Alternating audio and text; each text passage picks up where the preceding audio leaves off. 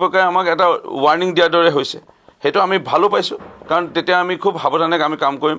আমাৰ ওপৰত তৃতীয় নেত্ৰ চতুৰ্থ নেত্ৰই চকু দিয়া আৰম্ভ কৰিছে, এই কথাও আমাক জনাইছে। এক প্ৰকাৰে আমাক এটা ৱাৰ্ণিং দিয়াৰ দৰে হৈছে।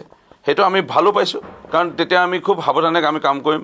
ক'ৰবাত যদি কিবা ভুল হৈ আছিলে সেইখিনি আমি অকণমান চাই পেলাই আমি কাম কৰিম।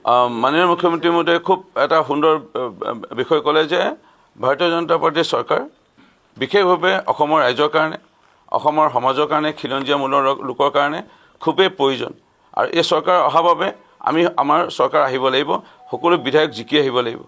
যাৰ কাৰণে মাননীয় মুখ্যমন্ত্ৰী মহোদয়ে কৈছে আমাৰ সোঁৱে বয়ে থকা লোকসকল বা আমাৰ লগত থকা অনবৰতে যিসকল লোক, ইয়াৰ গাড়ীৰ পাইলটো হ'ব পাৰে, ড্ৰাইভাৰো হ'ব পাৰে, চালকো হ'ব পাৰে, আমাৰ দেহৰক্ষী বা PSO বা আমাৰ ব্যক্তিগত সচিব, ব্যক্তিগত সহায়ক, PA, PS যোন হওক বা আমাৰ ককায়েক ভায়েক সকলোৱে যেন কোনো দাগ নথকা হ'ব লাগে। বিধায়কৰ লগত থকা যিসকল আছে সকলো বিধায়কৰ কথাই কম বেছি মানে কৈছে।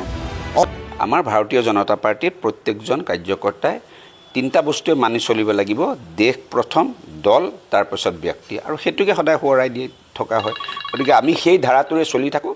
মাজে মাজে সোঁৱৰাই দিয়ে যে দেশ প্ৰথম, তাৰপিছত দল, তাৰপিছতহে ব্যক্তি। সেইটোৱে। আৰু সেই লক্ষ্মণ ৰেখাৰ ভিতৰত যোনে থাকিব চবৰে ভাল হ'ব। নিজৰ লগত সুসম্পৰ্ক বজাই ৰাখিব, পাব্লিক ৰিলেশ্যন আপোনালোকে ভাল ৰাখিব। জনসাধাৰণক যিবিলাক প্ৰতিশ্ৰুতি দিয়া হ'ল, যিবিলাক কাম আমি আৰম্ভ কৰিছিলোঁ, সেই কামবিলাকৰ ধাৰা যাতে অব্যাহত থাকে। জনসাধাৰণে যিমান পাৰে ছাৰ্ভিচ ঘৰত পাবলৈ, যিবিলাক এতিয়া আপোনালোকে দেখিছে আমি বহুত সেৱা ৰাইজে ঘৰত পাবলৈ, সেইবিলাকৰ ক্ষেত্ৰত যাতে হেচেল ফ্ৰী, ক'তো যাতে অসুবিধা নোহোৱাকৈ কৰিব পাৰে। মুঠতে জনসাধাৰণ কেন্দ্ৰিক, নাগৰিক কেন্দ্ৰিক হৈ চলিব দিছে প্ৰত্যেকজন জনপ্ৰতিনিধি। হিমন্ত বিশ্ব শৰ্মা ডাঙৰীয়াদেৱৰ প্ৰতিটো সমষ্টিৰ বিধায়কসকললৈ বিশেষ অনুৰোধ।